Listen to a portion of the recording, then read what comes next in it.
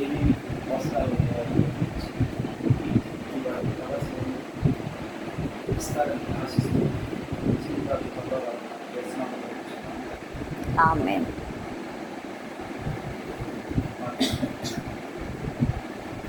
రక్షణ దుర్గము మన ప్రభువే, భువే మహాదేవుండు, ఘన మహాత్మ్యము గల రాజు, భూమ్యాగాధపు లోయలను భూధర శిఖరములాయనవే.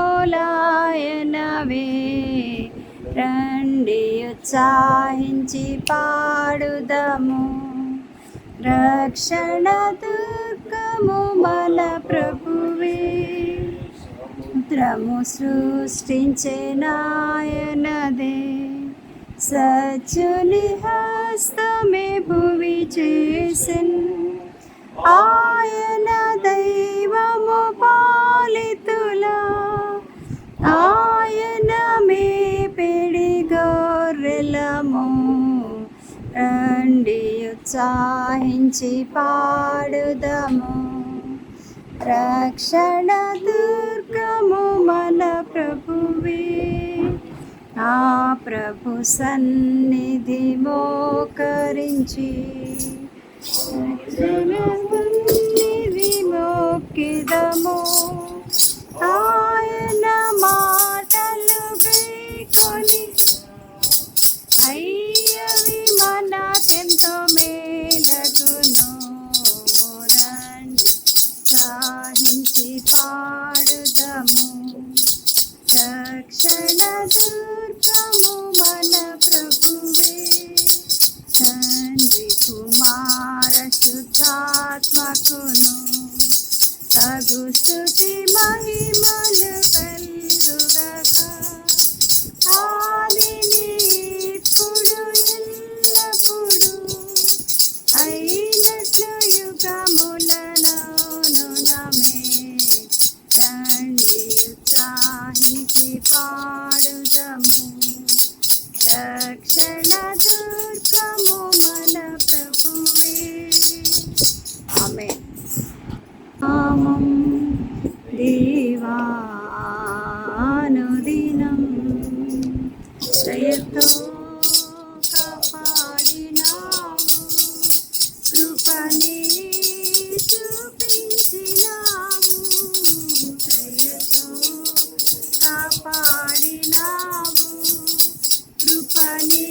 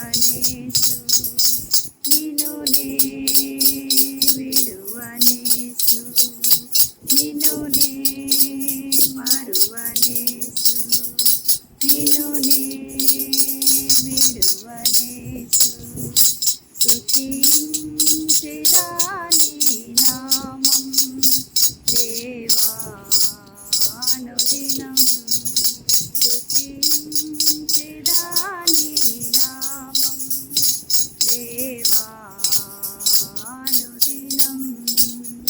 హల్లెలూయా. నీలోన నీ సంపదలాల నా సర్వస్వము నీలో. నీవు నేను ఏకమగు వరకు నన్ను విడువానంటివి.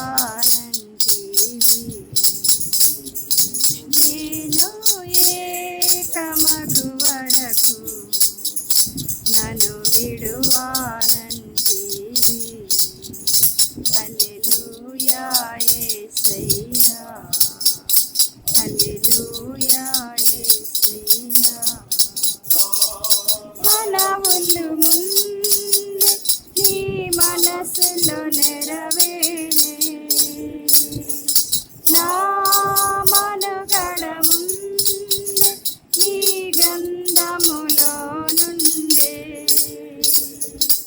ఏమి అద్భుత ప్రేమ సంకల్పం, నేనేమి చెల్లింతును. అద్భుత ప్రేమ సంకల్పం, నేనేమి చెల్లింతును. హల్లెలూయా యేసయ్యా, హల్లెలూయా యేసయ్యా. నన్నింతగా నీవు ప్రేమించితివో దేవా, నా దీన స్తుతి పాత్ర. హల్లెలూయా యేసయ్యా, హల్లెలూయా యేసయ్యా, హల్లెలూయా యేసయ్యా. హల్లెలూయా.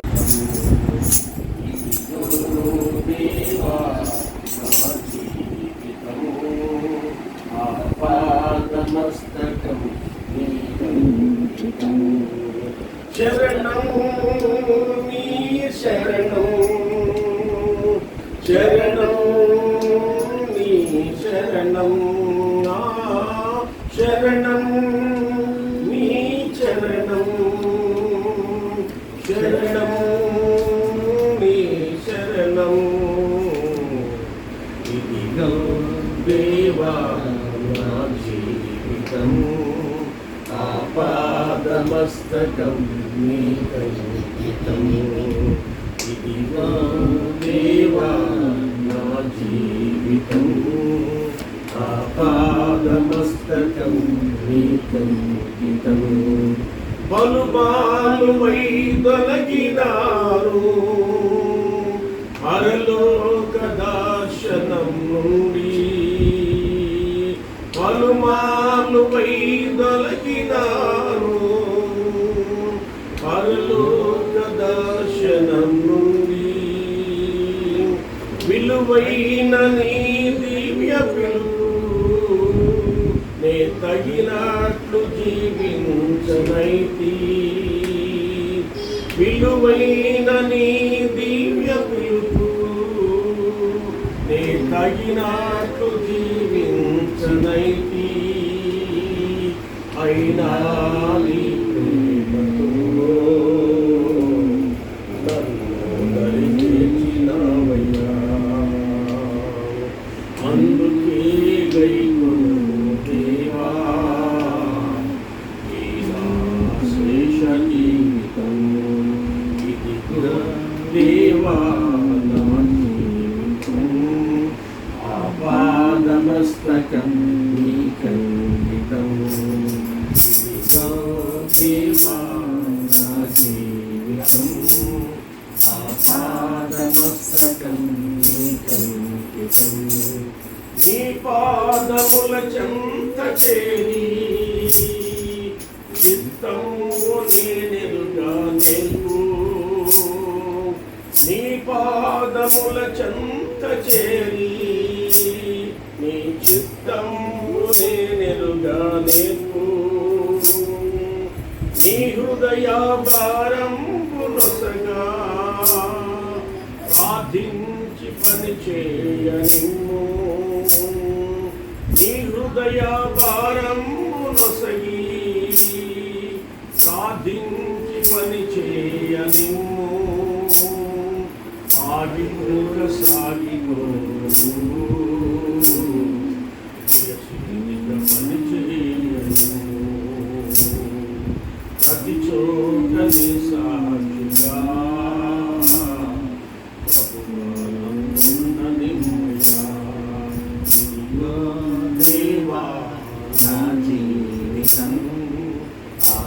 ఆపాదమస్తకం ఏకైకితం ఇదిగో దేవా నా జీవితం ఆపాదమస్తకం ఏకైకితం విస్తార పంట పొలము నుండి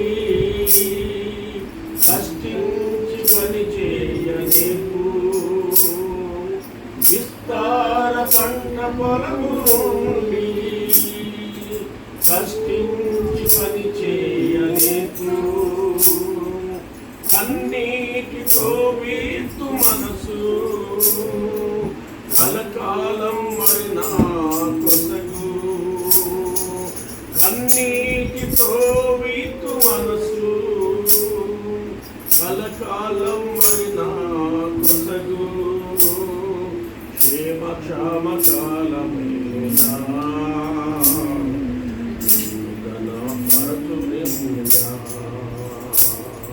క్షేమ క్షామ కాలమైనా గణపరచు బతుకనిమ్మయ్యా నశించు ఆత్మలను దేవా నిమ్మయ్యా నశించు ఆత్మలను దేవా నిమ్మయ్యా దేవా నా జీవితం ఆపాదమస్తకం ఏకైకితం ఇదిగో దేవా నా జీవితం ఆపాదమస్తకం ఏకైకితం శరణం నీ శరణం శరణం నీ శరణం శరణం నీ శరణం శరణం నీ శరణం దేవా నా జీవితం ఆపాదమస్తకం ఇదిగో దేవా నా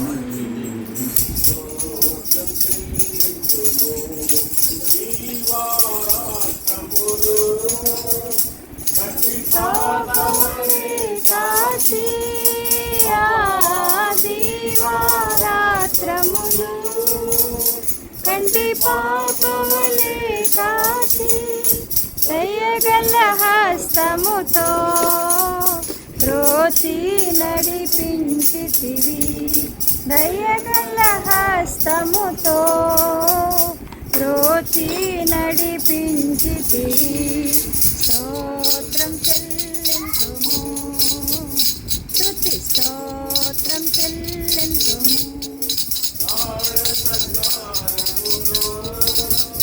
కన్నీటిలో ఎలలో ఆగాఢంధకారములో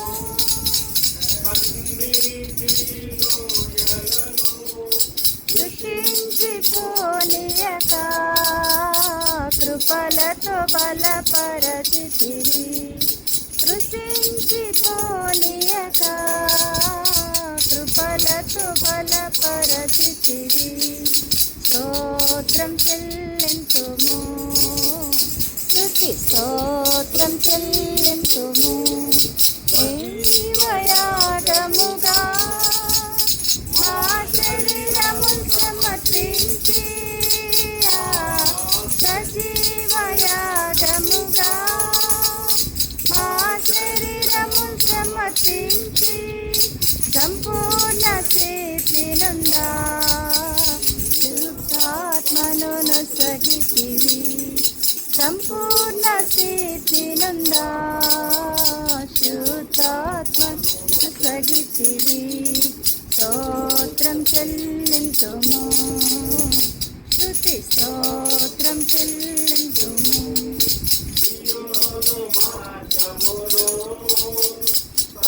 అనుశోధనలు రాగా ఆసియాను మార్గములో అనుశోధనలు రాగా సతాన్ని జయించుటకు విశ్వాసం ఇచ్చితివి సతాన్ని జయించుటకు విశ్వాసము నిశ్చితివి స్తోత్రం చెల్లింతుము స్తుతి స్తోత్రం చెల్లింతుము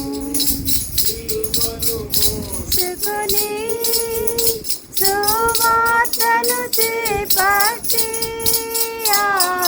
సిలువను మోసుకొని సువార్తను చేపట్టి యేసుని వెంబడింప ఎంత భాగ్యమునిచ్చితివి యేసుని వెంబడింప ఎంత భాగ్యం ఇచ్చితివి స్తోత్రం చెల్లింతుము స్తుతి స్తోత్రం చెల్లింతుము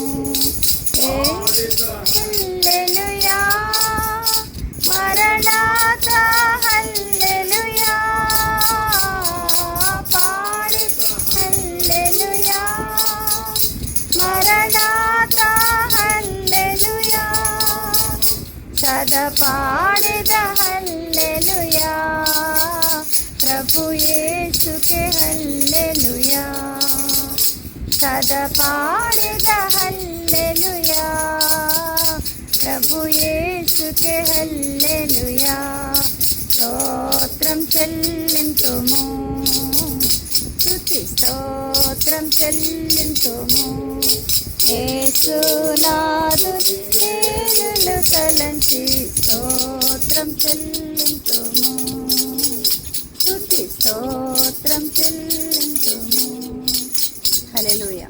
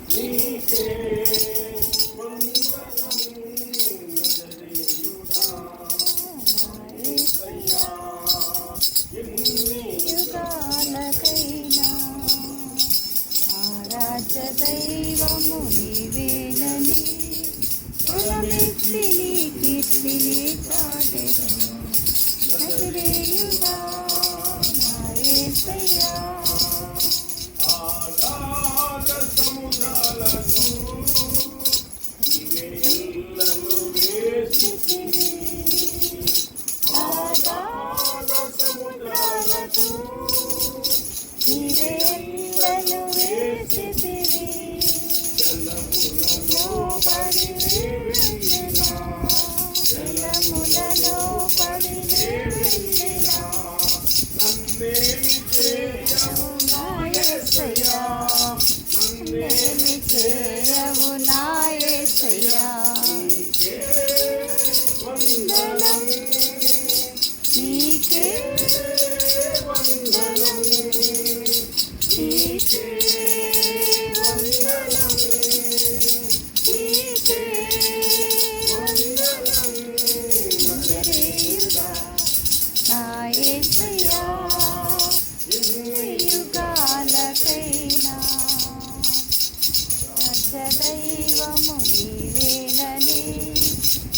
ఎత్తినే వెన్నికి చాటెదా. నా యేసయ్యా సియోను శిఖరాగ్రము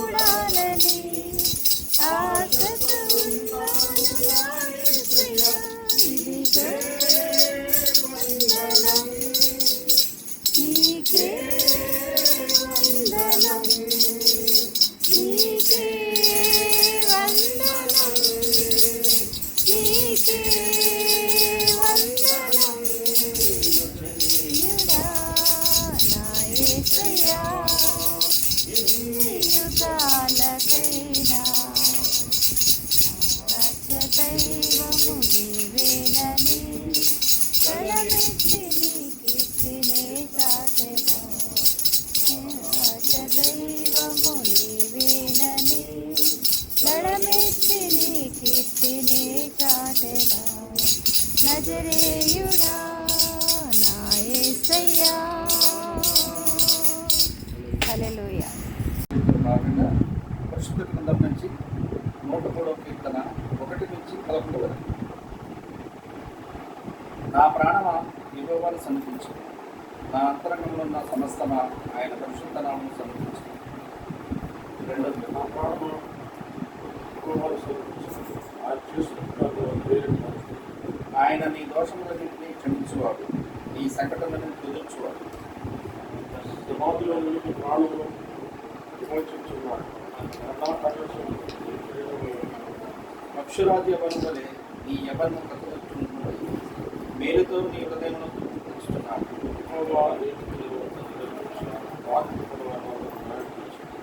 ఆయన మోషేకి తన మార్గములు తెలియజేశాను, ఇశ్రాయేలు వంశస్థులు తన క్రియలు కనపరిచింది.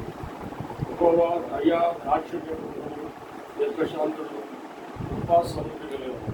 ఆయన ఎల్లప్పుడూ వాద్యమాడు కాడు, ఆయన నిత్యము ప్రోపించేవాడు కాడు. మన పాపాలు బట్టి మనం ప్రతికారం చేయలేదు, మన దోషం బట్టి మనం తెలుసుకోలేదు.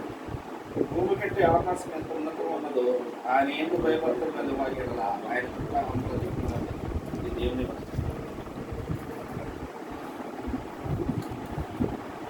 మంచి అవకాశం ఇచ్చిన అయ్యగారికి వందనాలు. ముఖ్యంగా ఈరోజు ఈ యొక్క ప్రసంగ భాగాన్ని మేము చూడేటప్పుడు అయ్యగారు ఎన్నో కర్మ మీద ఉన్నా సరే బిషప్ గారు ఒప్పుకొని వచ్చినందుకు ఆయనకు ధన్యవాదాలు. ఈ చేతి కడిగి మాకు కృతజ్ఞత కీర్తన ఒక భాగము. అలాగే దేవుడు ఎంత ప్రేమ కలిగిన వాడు, ఎంత కృప కలిగిన వాడు. Main it's a gracious God. దేవుడికి కొన్ని గుణ లక్షణాలు ఉంటాయి, అలాగే ప్రతి మనిషి కూడా కొన్ని గుణ లక్షణాలు ఉంటాయి. కొన్ని మంచి ఉంటాయి, కొన్ని చెడు ఉంటాయి. కానీ దేవుడికి చెడు లేదు, అన్ని మంచి. మానవులకు ఉంటుంది కానీ దేవుడికి మాత్రం అట్లాంటి అంటే ద క్యారెక్టర్స్ ఆఫ్ గాడ్, దేవుని యొక్క గుణ లక్షణాలు. ఆయన ఆ గుణ లక్షణాల గురించి దావీదు చెప్తున్నాడు. ఆయన స్తుతిస్తూ ప్రక్కన, ఆయన కృతజ్ఞతాస్తులు చెల్లిస్తూ ప్రక్కన ఆయన గుణ లక్షణాలు ఎట్లా ఉంటాయి అనే విషయాన్ని దావీదు చూస్తున్నాడు. అంటే ఆయన గ్రేషియస్ గాడ్ అనే మాట ఆయన చెప్తున్నారు. అదే 8వ వచనంలో క్లియర్ ఆ 103వ కీర్తన 8వ వచనంలో ఒక్కసారి చదవండి. 103:8 ఎంత చక్కగా చెప్తూ ఉన్నాడు ఆయన. యెహోవా ఇక్కడ విడగొట్టాలి మనం. యెహోవా దయ, దాక్షిణ్యం వేరు. దాక్షిణ్యం అంటే ఇవ్వటం. యెహోవా దాక్షిణ్యం అంటే ఇవ్వటం, గివి. దయ అంటే గ్రేస్. దయ దాక్షిణ్యం. ఎప్పుడైతే దయ ఉంటుందో ఇవ్వటం అనేది తెలుసుకుంటారు. ఇవ్వటం అనేది దేవుడు దయగల వాడు అనే ఒక క్యారెక్టర్, ఆయన యొక్క గుణం అక్కడ కనపడుతూ ఉంటుంది. ఆ దయ ఎక్కడో చూపిస్తాడంటే చదవడం సమయం లేదు కానీ ఆదికాండం గ్రంథం 1వ అధ్యాయంలో ఆయన దయ చూపిస్తాడు. అలాగే 2వ అధ్యాయంలో ఆయన దయ చూపిస్తాడు. 3వ అధ్యాయంలో ఆయన దయ చూపిస్తాడు. 2వ అధ్యాయంలో చూసినట్లయితే ఈ యొక్క ఏదైనా తోటలో ఆదాము తీసుకుని పెడతాడు దేవుడు. పెట్టి ఏం చేస్తాడంటే, అంటే అప్పటికి ఆదాము అవను దేవుడు సృష్టించిన తర్వాత, అంటే మనం ఈ 18వ వచనం నుండి 2వ అధ్యాయం 18వ వచనం నుండి అక్కడ 2వ అధ్యాయం 7వ వచనం చదివినట్లయితే అక్కడ క్లియర్ కనపడదు మానవుడు ఏ విధంగా నిర్మించబడ్డాడు. దేవుడైన యెహోవా నేల మట్టితో నరుని నిర్మించి వారి నాసికారంధ్రములలో జీవవాయువును ఊదగా నరుడు జీవాత్మ లివింగ్ బీయింగ్. అంటే ఆయన ఆత్మను మానవులో పెట్టాడు. మనిషిలో శరీరం ఉంటుంది, ప్రాణం ఉంటుంది, శరీరంలో ప్రాణం ఉంటుంది. కానీ జంతువులకి లేనిది ఒకటి పెట్టేసి, అదేంటంటే ఆత్మ. దేవుడు ఆత్మను పెట్టాడు. అందుకనంటే ఆత్మ లేనివాడు ఆయన వాడతాడు. That is spiritual being. ఇంకో మాట చెప్పాలంటే ఆత్మ నిపుదల గురించి ఆయన మాట్లాడతాడు. అది అపోస్తల కార్యములు 2వ అధ్యాయం ప్రకారం ఆత్మ ఏ విధంగా అయితే ఆ యొక్క శిష్యుల మీద ఆ 70 మంది అక్కడ కూడి ఉన్నప్పుడు ఏ విధంగా వచ్చిందో ఆత్మ లేదు. కానీ ఇది ప్రాణాత్మ. ఈ యొక్క ఆత్మ వెళ్ళిపోయినప్పుడు మనిషి ఏం కనపడదు. ఏ మనిషి అయితే తన ప్రాణం పోగొట్టుకుంటాడు. ఇంకో మాట చెప్పాలంటే వాడు చనిపోయినప్పుడు there will be no spirit in him, only body కనపడదు, ఫిజిక్ బాడీ కనపడదు. అది ఎక్కడికి వెళ్ళిపోతుంది? దేవుడు పెట్టిన ఆత్మ ఇక ప్రసంగి గ్రంథం 12వ అధ్యాయం 7వ వచనం క్లియర్ కనపడుతుంది. ఆ ఆత్మ ఎక్కడికి వెళ్తుంది అనే విషయం చెప్తాడు. ప్రసంగి గ్రంథము 12వ అధ్యాయం 7వ వచనం చదవండి. ప్రసంగి 12:7. ప్రసంగి గ్రంథం 12వ అధ్యాయం 7వ వచనం.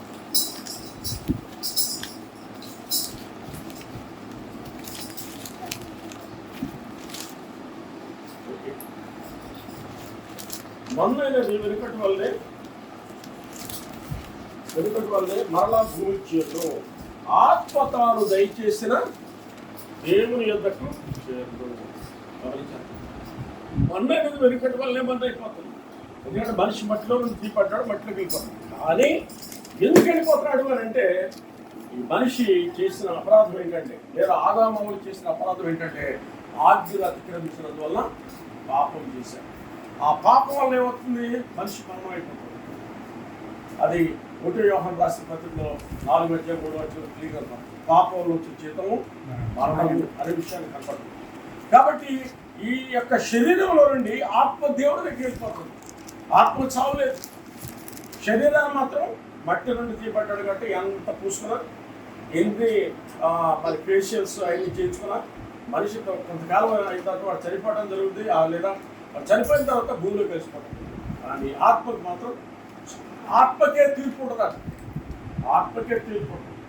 కాబట్టి ఈ యొక్క దేవుని ఆత్మ కలిగిన ఈ మానవుని పట్ల దేవుడు ఎంత ప్రేమ చూపించాడంటే మాట చెప్పాలంటే, ఆదికాండం గ్రంథం 3వ అధ్యాయం 8వ వచనంలో ఆదాము పాపం చేసినప్పటికీ దేవుని ఆజ్ఞను అతిక్రమించి తినొద్దన్న పండు జీవవృక్ష ఫలాన్ని తిన్నప్పటికీ దేవుడు ప్రేమ పోలా. దేవుడు గ్రేస్, ఇంకో మాట చెప్పాలంటే ఆయన కృప అనేది పోలా. ఆయన కృప ఎంతవరకు ఉందంటే ఆయన పరలోకం నుండి భూలోకం వరకు వచ్చే వరకు. ఆదికాండం 3వ అధ్యాయం 8వ వచనం క్లియర్ కనపడుతుంది. చల్లపోటను ఆదామును అతని భార్యయు తోటలో సంచరించుచున్నారు. దేవుడైన యెహోవా స్వరమును విని దేవుడైన యెహోవా ఎదుటికి రాకుండా తోట చెట్ల మధ్యను దాగుకొనగా. చూసారు ఎందుకు దాక్కున్నారు వీళ్ళు? అంతకుముందు దాక్కునేవాళ్ళు కాదు. అంటే ఒక మాట చెప్పాలంటే ఆయన స్వరూపములో నిర్మించబడిన ఈ మానవుల దగ్గరికి దేవుడు పరలోకం విడిచి భూలోకం వచ్చేసేవాడు. గమనించారా? అదే విషయాన్ని మనం జ్ఞాపకం చేసినట్లయితే ఈజ్ అ గ్రేషియస్ గాడ్ అనే మాట దావీదు చెప్తూ ఉన్నాడు. ఎంత చక్కగా చెప్తున్నాడంటే, మనం ఈ వచ్చిన భాగాలు మనం చదివినట్లయితే ఆయన 4వ వచనం నుండి కూడా చెప్తున్నాడు. 4వ వచనం సమాధిలో నుండి ఈ ప్రాణమును విమోచించున్నాడు. 103:4 కరుణా కటాక్షములు నీ కిరీటముగా ఉంచున్నాడు.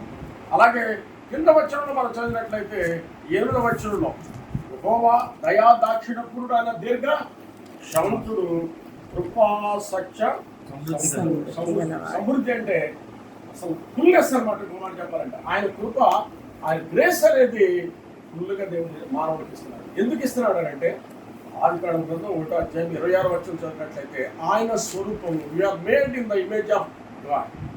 ఆయన స్వరూపంలో నిర్మించబడ్డాం కాబట్టి ఆయన పిల్లలము అనే మాట చెప్తున్నాడు. ఆయన పిల్లలుగా ఉన్న వాళ్ళ పట్ల ప్రేమ కలిగి ఆయన ఆ పరలోకం విడిచిపెట్టి భూలోకానికి ఏదైనా తోటలో ప్రతిరోజు సాయంకాలం పంపించాడు. అంత ప్రేమ కలిగిన దేవుడు.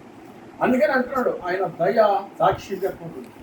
దాక్షిణ్యం అంటే ఎందుకు ఆయన ఇస్తున్నాడంటే ఆయన రక్షణ అనే దాక్షిణ్యము మానవుడికి ఇచ్చాడు. రక్షణ దేవుడు ఇచ్చింది. ఆ రక్షణ లేకపోయినట్లయితే ఈ రోజున పరలోకం లేదు. ఆయన దేవుడు ఏం చేశాడంటే ఆయన దాక్షిణ్యతగా యేసుక్రీస్తు ప్రభువు అన్ని ఈ లోకాన్ని పంపించాడు. అందుకని ఫిలిప్పీయులకు రాసిన పత్రిక 2:5 చదివినట్లయితే ఆయన దాక్షిణ్యం ఎలా ఉందో కనపడుతుంది. దేవుడు ఏ విధంగా గిఫ్ట్గా యేసుక్రీస్తు ప్రభువు అన్ని లోకాన్ని అనుగ్రహించారో అపోస్తలుడైన పౌలు ఫిలిప్పీయులకు రాసిన పత్రిక 2:5 చెప్తారు. చదువుతారు. క్రీస్తు యేసును కలిగిన ఈ మనస్సు మీరును కలిగి ఉండుడి. ఆయన దేవుని స్వరూపము కలిగిన వాడై ఉండి. ఆయన అంటే ఎవరో? యేసుక్రీస్తు ప్రభువు అని గురించి చెప్తూ ఉన్నాడు. ఆయన దేవుని స్వరూపం కలిగి ఉండి కూడా దేవునితో సమానముగా విడిచిపెట్టకూడని భాగ్యం ఎంచుకోలేదు కానీ మనుషుల పోలికగా మనుషుల పోలిక ఎందుకు పుట్టాల్సి వచ్చింది? ఆయన దాక్షిణ్యం కలిగి ఆయన ఇచ్చాడు అనమాట. మనుషుల పోలిక లోకానికి వచ్చాడంటే మానవులను రక్షించడానికి, వారి పాపముల నుండి, జన్మ పాపాల నుండి, కర్మ పాపాల నుండి రక్షించడానికి ఈ లోకానికి వచ్చాడు. మనుషుని పోలికగా పుట్టి దాసుని స్వరూపం అంటే ఇంకో మాట చెప్పాలంటే దాసుడు అయిపోయాడు. చూడు, దాసుడు ఇంకెంత దాసుడు అంటే ఇంకో మాట చెప్పాలంటే ఆఫ్రికా దేశంలో దాసులు కొనుక్కుంటారు. ఈ బ్లాక్స్ ని వైట్ పీపుల్ కొనుక్కుంటూ ఉంటారు. స్లేవ్స్, బ్లాక్స్ అనేవాళ్ళు స్లేవ్స్ అన్నమాట. వాళ్ళు ఎంత భయంకరంగా హింసిస్తారంటే ఆఖరికి అరకలు కూడా దున్నిస్తారు. అంత భయంకరంగా హింసిస్తారు. 2 సంవత్సరాలైనా వాళ్ళు కొనుక్కుంటారు. అంతకన్నా భయంకరమైన హింసల్లో పొందటానికి లోపలికి దాసులు స్వరూపం ధరించుకొని తను తానే రిక్తునిగా చేసుకుని మరియు ఆయన ఆకాశమందు మనుషుడిగా కనబడి ఆకారమందు మనుషుడిగా కనబడి మరణము పొందినంతగా అనగా శిలువ మరణం పొందినంతగా విధేయత చూపిన వాడే తను తాను తగ్గించుకొని.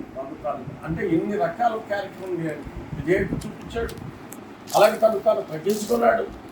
తను బలి అర్పణ అయిపోయాడు. ఇంకో మాట చెప్పాలంటే ఎందుకు అయిపోయాడు బలి అర్పణ అంటే, ఎందుకు ఆయన ఆ దాక్షిణ్యం చూపించే దేవుడు ఆయన బహుమానంగా మనకు ఎందుకు ఇచ్చాడంటే ఎఫెసీయులకు రాసిన పత్రికలో అపోస్తలుడైన పౌలు చాలా క్లియర్ చెప్తారు. 2:1 వచ్చినట్లయితే మీ అపరాధముల చేతను మీ పాపముల చేతను మీరు చచ్చిన వారై ఉండగా క్రీస్తు మీ అపరాధముల చేతను పాపముల చేతను మీరు చచ్చిన వారై ఉండగా ఆయన మిమ్మును క్రీస్తుతో కూడా బ్రతికించాడు.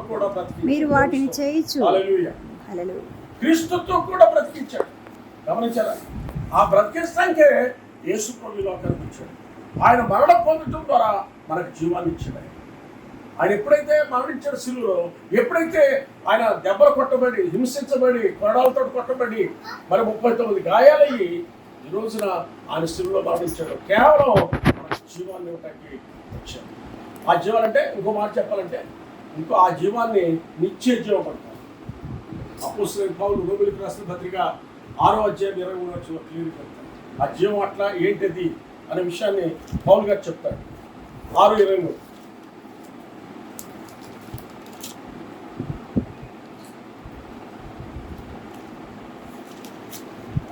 అపోస్తలుడైన పౌలు రోమీయులకు రాసిన పత్రిక 6:23 రోమా 6:23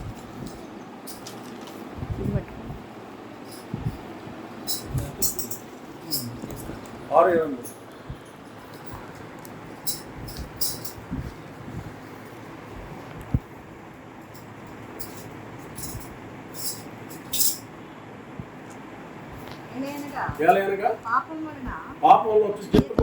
మరణము ఆయన అయితే దేవుని కృపావరము మన ప్రభువైన దేవుని యొక్క కృప అనే వరము. మళ్ళీ ఇక్కడ గ్రేస్ అనే మాట ఆయన గ్రేస్ ని, కృప అనే వరాన్ని, గిఫ్ట్ ని మనకి మనుషులకు ఇస్తూ ఉన్నాడు. ఎందుకని? నిత్య జీవం ఉంటాయి, టు గివ్ ఎటర్నల్ లైఫ్. కాబట్టి ఆయన ఏమంటున్నాడంటే ఎంత చక్కగా చెప్తున్నాడు దావీదు యెహోవా దయాదాక్షిణ్యపూర్ణుడు, దీర్ఘశాంతుడు, కృపాసత్యం గల సమృద్ధి గలవాడు. ఆయన ఎల్లప్పుడూ వ్యాజ్యమాడువాడు కాడు, ఆయన నిత్యమో కోపించేవాడు కాడు. ఎంత గొప్ప దేవుడు అండి. కాబట్టి ఆయన కృపను గురించి ఆయన అధికమైన కృప చూపిస్తాడు అనే విషయాన్ని చెప్తున్నాను. 86వ కీర్తన 15వ వచనం, 86వ కీర్తన 15వ వచనంలో ఈ మాట కనబడుతుంది. ఆయన కృపను గురించి చెప్తూ ఉన్నాడు, కీర్తనకారుడు వర్ణిస్తూ ఉన్నాడు. ప్రభువా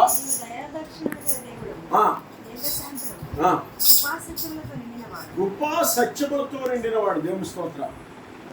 ఆయన కృపా సత్యములతో నిండినవాడట. అక్కడ కూడా దీర్ఘశాంతుడు అంటే ఒక విధంగా చెప్పాలంటే, మొన్న ఒక ఆయన అంటున్నాడు, ఇక ఈ లోక నాశనం అయ్యే పరిస్థితి వచ్చిందండి, ఎక్కడ చూసినా పాపాలు, ఎక్కడ చూసినా మోసాలే అని. ఈవీఎంలు కూడా ఆఖరికి ఎలక్షన్ ఎందుకండి అంతగా డైరెక్ట్గా వాళ్ళే ఎందుకు, మేము పలానోళ్ళు ఎందుకు అయిపోయారని డిక్లేర్ చేసుకోవచ్చు కదా. ఆఖరికి ఈవీఎంల దగ్గర నుండి అన్నీ మానిటరింగ్ చేస్తున్నారు ఇండియాలో. ఇంక ఎలక్షన్లు ఎందుకండి, ఎలక్షన్ కమిషన్ ఎందుకండి. ఎంత ఘోరమైన పరిస్థితి అండి ఇట్లా జరుగుతుంది. అదే విదేశాల్లో చూడండి, ఎంత చక్కగా బ్యాలెట్ పేపర్ మీద ఓట్లు జరుగుతూ ఉన్నాయో.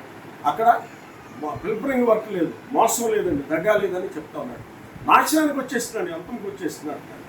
కాబట్టి యేసుక్రీస్తు ప్రభు వారు ఆయన ఇంకనూ దీర్ఘశాంతం వహిస్తూ ఉన్నాడట. ఆయన దీర్ఘశాంతం ఎందుకు వస్తున్నాడంటే, ఒక్క పాపి కూడా నశించుకుంటా ఆయనకి ఇష్టం. ప్రతి ఒక్కరు కూడా రక్షించబడి పరలోకానికి వారసులు కావాలని అంటున్నాడు. అందుకని ఆయనంతా అధికమైన కృప ఆయన చూపిస్తూ ఉన్నాడట. అపోస్తల కార్యముల గ్రంథం 4వ అధ్యాయం 33వ వచనం ఒకసారి చదువుదాం. అపోస్తల కార్యముల గ్రంథం 4వ అధ్యాయము 33వ వచనం.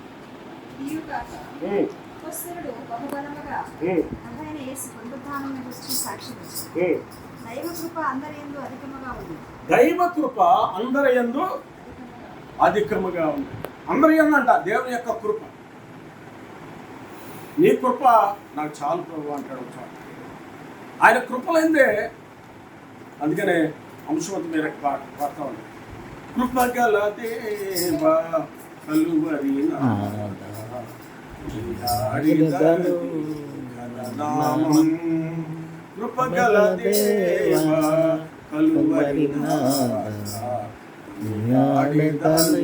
నామం. హల్లెలూయా హల్లెలూయా హల్లెలూయా హల్లెలూయా హల్లెలూయా. మంటిగటమునగు నాయందు నీవు మహిమైశ్వర్యము నింపిన దేవా. మంటిగటమునగు నాయందు నీవు మహిమైశ్వర్యము నింపిన దేవా. నాలో ప్రవహించు ఓ జీవ జలరాశి, నాలో ప్రవహించే ఓ జీవ జలరాశి, నీ సాక్షిగా జీవించేదా, నీ సాక్షిగా జీవించేదా. కృపగల దేవా కలువరి నాథ, హల్లెలూయా హల్లెలూయా హల్లెలూయా హల్లెలూయా హల్లెలూయా.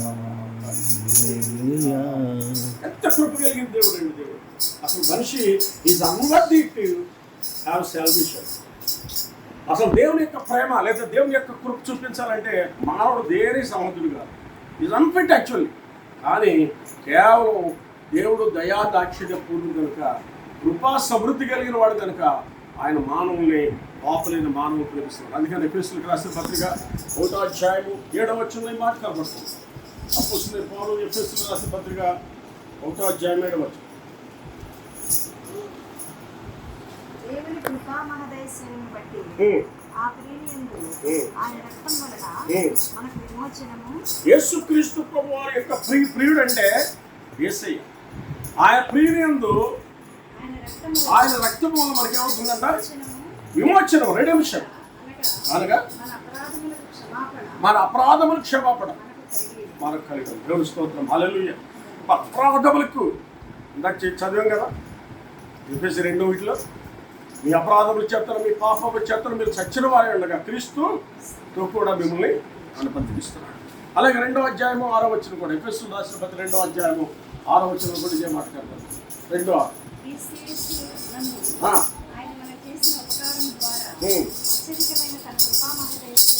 అత్యధికమైన తన కృపా మహదైశ్వర్యం రాబోయే యుగంలో క్రీస్తు యేసునందు మనలను ఆయనతో కూడా లేపి. ఆమేన్, హల్లెలూయా. ఈ రిజరెక్షన్ గురించి చెప్తూ ఉన్నాడు ఆయన. మనుషుల యొక్క రిజరెక్షన్ ఇది. యేసు ప్రభు రిజరెక్షన్ అయిపోయింది. ఆయన తిరిగి లేచాడు. ఆయన పరలోకానికి వెళ్ళిపోయాడు. తండ్రి కృపాక్షంలో ఉన్నాడు. అలాగే మానవుని యొక్క రిజరెక్షన్ గురించి చెప్తూ ఉన్నాడు అపోస్తలుడైన పౌలు. చాలా డెప్త్లోకి వెళ్తాడు పౌలు గారు. కాబట్టి క్రీస్తుతో కూడా మనం కూర్చోబెట్టుకుంటాడు. ఎంత గొప్ప! అదే అపోస్తలుడైన పౌలు, అపోస్తలుడైన పేతురు 1వ అధ్యాయం 4వ అధ్యాయం 10వ వచనం. 1 పేతురు 4:10 కూడా పేతురు గారు ఏ విద్య లేని పామరుడైన పేతురు, అసలు ఏం లేదు, చేపలు పట్టడానికి వచ్చి, కానీ ఎంత డెప్త్లోకి వెళ్ళి చెప్తున్నాడు. 1 పేతురు 4:10. దేవుని నానా విధమైన కృప విషయమై మంచి గృహ నిర్వాహకులైనది ఒక్కొక్కడు కృపావరం పొందిన కొలది ఒకరికొకడు ఉపచారం చేయి.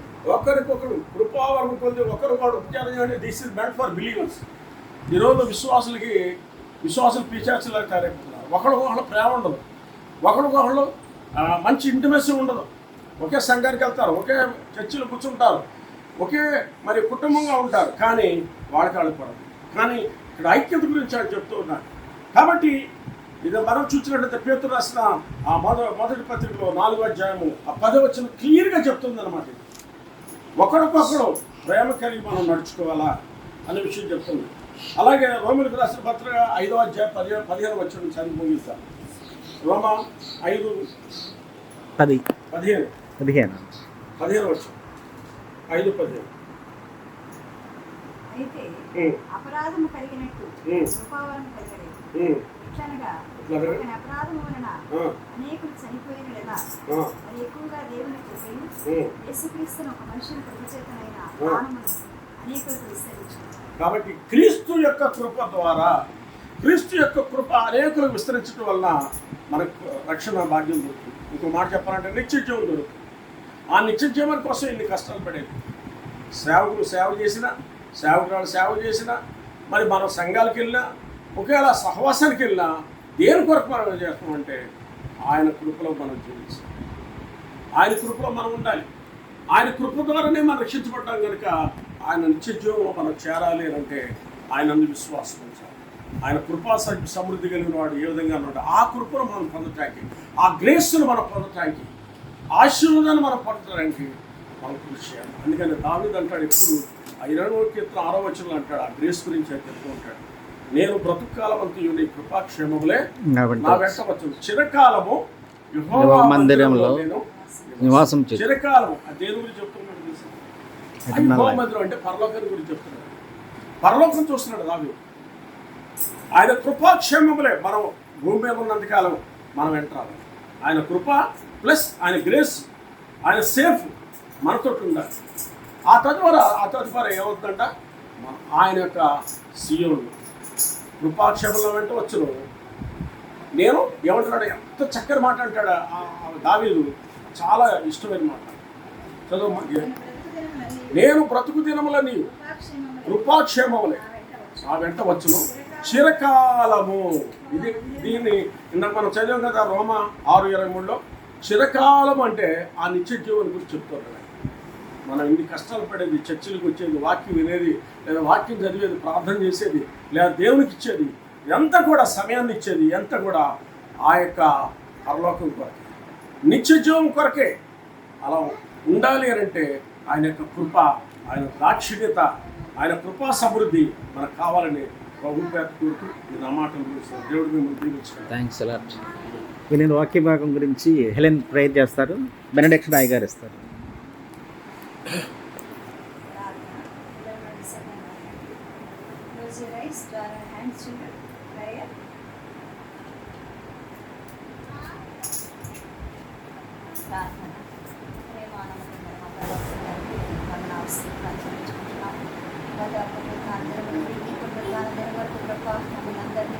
కాచి దాచి ప్రభా ఆయన సజీవులు ఎక్కడ వచ్చి విధానం బట్టి మన స్థితిగా చూపించుకుంటున్నాం ప్రభా. ఈ యొక్క ఆదివారం నాడు ఈవినింగ్ టైంలో ప్రభా మేము చేరుకొని మిమ్మల్ని ఆరాధించడానికి మిమ్మల్ని విస్తరించడానికి గొప్ప ఒక వాక్యం చాలించడానికి గొప్ప ఆశీర్వాదిస్తున్నాం.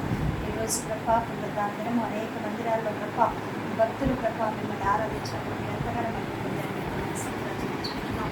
గొప్ప యొక్క ప్రభుత్వ చేరి చిన్న మందిరం మేము ఇక్కడ చేరి ఉన్నాం. గొప్ప ఎంతవరకు ఆయన ప్రేమను పట్ల వెలువరించడానికి ఆశీర్వాదించుకుంటున్నాం. గొప్ప మేమందరం గొప్ప మిమ్మల్ని సిద్ధించుకుంటున్నాం.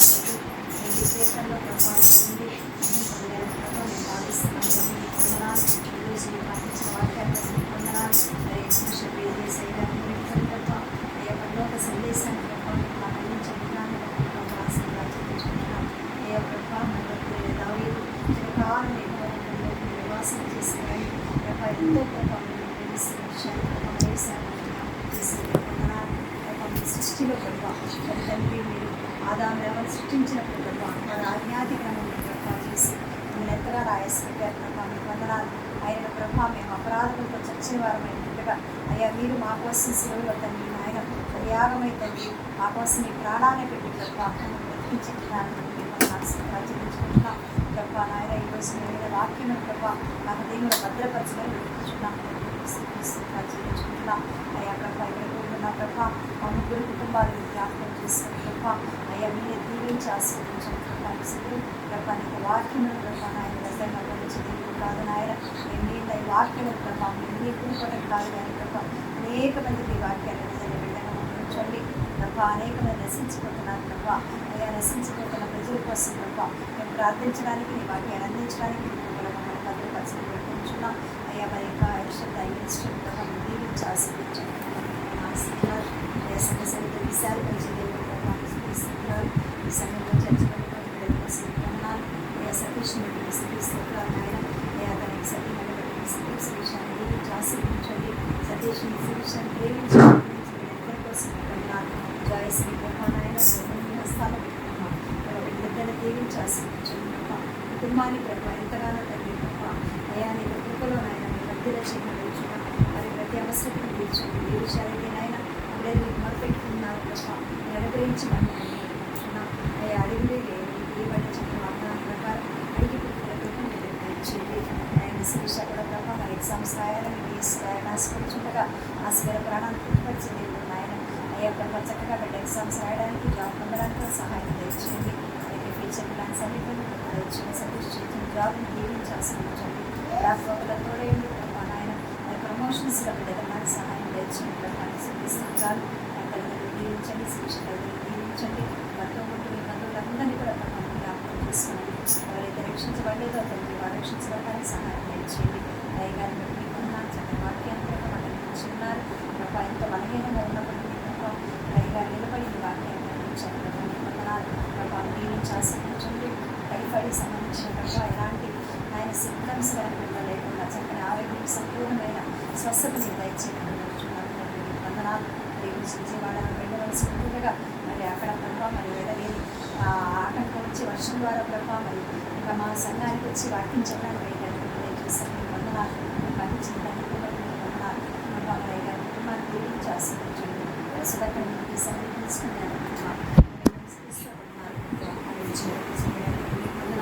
చింతని జ్ఞాపకం చేసుకోండి. చింతని రాష్ట్రంలో ట్రాన్స్పోర్ట్ ఫెసిలిటీస్ కూడా మీకు వందనాలు ప్రభావ. చింతని ప్రేమించి గురించి ఆయన అయ్యా మరి ప్రభావ మరి పాపను ధన్యాన్ని జ్ఞాపకం చేసుకుని ఎదురు కూడా ఎదగడానికి సహాయం చేయండి. చక్కని ఆరోగ్యంతో ఇవ్వండి. అయ్యా చెప్తే ఉద్యోగాన్ని దీవించి ఆశీర్వించుకుంటున్నాం. గృహాన్ని ప్రభావైన అనేక మంది ఆయన ప్రభావైన అన్నిలు ఎవరైతే గృహం అడుగుతారో మారుమూసుకుని దయచేయండి. వాళ్ళ ఇంట్లో చేసిన అమ్మాయిలు సహాయం చేయండి. వాళ్ళకి ఎంతగానో సహాయపడతారని నాకు సరస్వతాన్ని పొందనాలు. ఆమె కూడా నాయన నడిపించుకోవడానికి పొందనాలు. సంపూర్ణంగా ప్రభావి అయ్యా మీరు నిలబడగలడానికి నాయన మీలో నాయన అయ్యా చక్కగా సాక్షులు నిలబడడానికి సహాయం చేయండి. ఆమె చెల్లెలు కూడా దీర్ఘాయుష్కి మిమ్మల్ని తీసుకునే భాగ్యాన్ని ఆమె తెలియచేయండి. సరస్వతానికి కుటుంబాన్ని రక్షించుకోవడానికి సహాయం చేయండి. వందనాలు. కలెక్టర్ గారిని జ్ఞాపకం చేసుకుని అడ్మినిస్ట్రేటివ్ ప్రభావ ఆయన నిలబడినారు ప్రభావ. మరి మీరు అభిషేకించున్నారు వందనాలు ప్రభావ. మరి సేవకుని దీవించి ఆశీర్వించండి. మినిస్ట్రీని ఎలా ముందుకు తీసుకున్నారు, మరి ఏ ప్లేస్లో ఎలా ప్రభావ ఏ టైమింగ్స్ ఫాలో అవ్వాలి ప్రభావ మీరు బోధించి మీరు వాడుకొని అడుగుతున్నాం. చక్కని ఆరోగ్యంతో నేను వాడివ్వండి ప్రభావ. మరి ఎంతో భయంకరమైన మరణాపాయమైన ప్రభావ కరోనా నుంచి ప్రభావ 2 times ఐసీకి వెళ్ళినట్టు మీ కుమారుని ప్రభావ అయ్యా మరి ఒకసారి మీరు జ్ఞాపకం చేశారు ప్రభావ. మీ కుమారుని ప్రభావ ఆయన రక్షించుకున్నారు అయ్యా ప్రభావ, స్వస్థపరచుకుని ప్రభావ ఆయన మీకు ఇచ్చిన మాట తగ్గిపోయిన ప్రభావ జ్ఞాపకం చేసి అట్లా అభిషేకించారు ప్రభావ. మీకు వందనాలు అయ్యా ప్రభావ. ఆయన సువార్త ప్రకటించి వారి పాదం సింగబడినట్టున్నావు ప్రభావ. అయ్యా మరి ఎక్కడ నిలబడిన ఆ యొక్క ఆయన సువార్త ప్రకటించాలో మీరు ఆయన తెలియచేయండి. ఏ ప్లేస్లో ఉన్నా ప్రభావ, ఏ ప్లేస్లో ప్రభావ, ఏ టైంలో అయ్యా తన గురించి ఎందుకు వెళ్ళాలో మీరు ఆయన నేర్పించి ఆయన మాట్లాడి దర్శనం అనుగ్రహించి ప్రభావం నేర్పించగలుగుతున్నాం. ఆయన ప్రభావ మనందరూ జ్ఞాపకం చేసుకుని అభిషేకించుకున్నారు కాబట్టి ప్రభావ మీకు సేవల నిర్లక్ష్యంగా మరి క్షమించండి ప్రభావ. ఆయన మరి తెలియపిస్తుండగా ఇలాంటి ఆటంకం లేకుండా ప్రభావ తీసుకురాని సహాయం చేయించండి. ఆరోగ్యం కలిగి ఆయన అయ్యా ప్రభావ మరి అనేక మందికి ఆయన ప్రభావ స్వార్థ ప్రకటించడానికి ప్రభావ ఆయన అయ్యా ప్రార్థన జీవితాన్ని కలిగి పెట్టుకుని నాకు దయచేయండి. చక్కని ఆరోగ్యాన్ని మీరు దయచేయండి. వీటిని బట్టి మీకు వందనాలు ప్రభావ. మరి ఆయన శైలి ఫ్రాన్సిస్ వేస్తారు పెట్టుకున్నాం. వారి సంతాన భాగ్యాన్ని దయచేయండి. వారి ఈ రోజు మినిస్ట్రీలో ఉన్నట్టుగా వారిని దీవించి ఆశీర్వదించి వారి మినిస్ట్రీని ఆశీర్వదించండి. రక్తమావంతులను ఆడబెట్టుకుని ఆయన మార్పులు చేయండి. చక్కని ఆరోగ్యాలు దయచేయండి. ప్రొఫెసర్ చేతులు మేము సాగిపోతున్నాం ప్రభావ. మరి దేశంలో ఉంటుండగా ప్రొఫెసర్ జాబ్ దయచేయండి. జ్యోతికి చక్కని ఆరోగ్యాలు దయచేయండి ప్రభావ. వారిని దీవించి ఆశీర్వదించుకుంటున్నాం. మరి మా ప్రాంతంలో ప్రతి ఒక్కరిని జ్ఞాపకం చేసుకుని ప్రేరేపేషన్ అభివృద్ధి ఆ ప్రేరేపేషన్గా సీక్రెట్గా ప్రార్థిస్తున్నాం. ఆ ప్రార్థనని ఆలకించి ప్రభావాన్ని నేను నమ్ముతున్నాను ప్రభావ. మరి చిన్న మందగా మేము ఇక్కడ చేరి ఉన్నాం కానీ అయ్యా మీరు మాకు ఇచ్చిన వాగ్దానం బట్టి చేపట్టడానికి సిద్ధంగా ఉన్నాం. ఎక్కడైతే ఇద్దరిని కొట్టుకున్నా మనం ప్రార్థిస్తారు వారి మధ్య ఉంటారన్నాం ప్రభావ. మరి ఇద్దరు కంటే ఎక్కువగా మేము ఉన్నాం అయ్యా. మీరు ఎంతో జీవగలిగిన మీరు మా తండ్రి అయిన మీరు ప్రభావ మా సన్నిధిలో మా యొక్క ఆయన మధ్యలో ఉన్నారు నమ్ముచ్చు మేము చూస్తున్నాం దేవానికి వందనాలు అయ్యా. మీకు నాయన దాస్తులు చూపిస్తున్నాం. మీ ప్రధాన దినాన్ని బట్టి మీకు ఆచరిస్తున్నాం. మేమందరం ఈ వాక్యాన్ని లోబడిన ఆయన క్రమశిక్షణతో అయ్యా ప్రభావ ఆయన మీ యొక్క సన్నిధిలో ఆయన ప్రభావ వారికి వినడానికి మీ సన్నిధిలో ఎదగడానికి అయ్యా మరి ప్రతి ఆదివారం కూడా మేము ఎంతగానో మేము కనపరచడానికి ఉచితమైతే మధ్యలో కూడా మేము ప్రార్థించుకున్నాను. ఒత్తిడి చేయమని ప్రభావ మన చుట్టుపక్కల అన్ని మీద భారం కలిగి ఉంటున్నాం ప్రభావ. అనేక మంది ప్రభావ ఆయన ఇక ఆయన ఆరాధనను నడిపించండి. మైక్ పంచడానికి సహాయం తెచ్చింది ప్రభావ. మైక్ ద్వారా ఆయన ప్రభావ ఏ యొక్క ఎంత దూరం యొక్క వాక్యం నిలబడుతుందో మరి అనేక మందిని రక్షించుకొని నడిపించడం కూర్చున్నాం. సంవత్సరానికి సరిహద్దు విశాలపరిచిన మంచి దినాల్లో మేము ఉంటుండగా నడిపించాం. మా ప్రభుత్వాల ద్వారా ప్రభావ ఎలాంటి ఆటంకాలను ఆరాధన రాకుండా క్రైస్తవ యొక్క సంఘాన్ని క్రైస్తవ సేవకుల్ని అయ్యా క్రైస్తవ అందరినీ ప్రభావాన్ని అప్పగించుకుంటున్నాం.